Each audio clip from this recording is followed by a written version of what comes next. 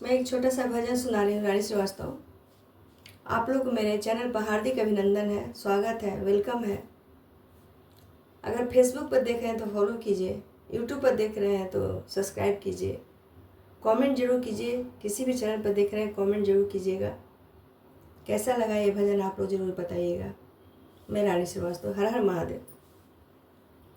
दिन भर चले, दिन भर चाहे जहाँ रहिया हमार भोला, दिन भर चाहे जहाँ रहिया हमार भोला, दिन भर चाहे जहाँ रहिया हमार भोला, चर्चा में चली अइहा हमार भोला, चर्चा में चली अइहा हमार भोला, दिन भर चाहे जहाँ रहिया हमार भोला, दिन भर चाहे जहाँ रहिया हमार भोला।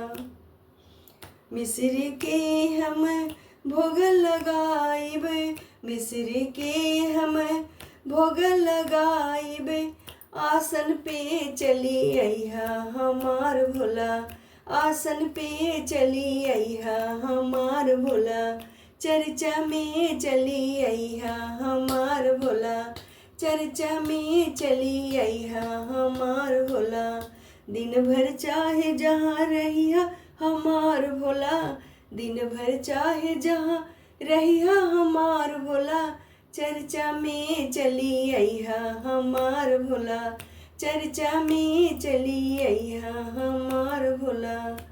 मिर्ग के छाल हम आसन लगाइबे, मिर्ग के छाल हम आसन लगाइबे, आसन बीरजिया हमार भोला, आसन पे बीरजिया हमार भोला, चर्चा में चली अइहा हमार भोला, चर्चा में चली अइहा हमार भोला, दिन भर चाहे जहाँ रहिया हमार भोला, दिन भर चाहे जहाँ रहिया हमार भोला, चर्चा में चली अइहा हमार भोला, चर्चा में चली अइहा हमार भोला, कीर्तन में चली अइहा हमार भोला, दया पे चली अइहा हमार भोला, दया पे चली अइहा हमार भोला, दिन भर चाहे जहाँ रहिया हमार भोला,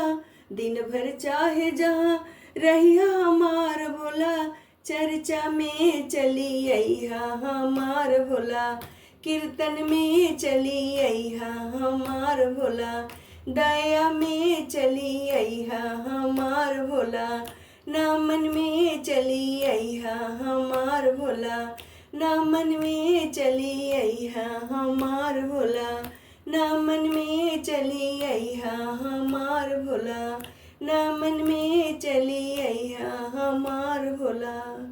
हर हर महादेव। आप लोग का मेरा भजन कैसा लगा कमेंट में ज़रूर लिखिएगा। नमस्ते।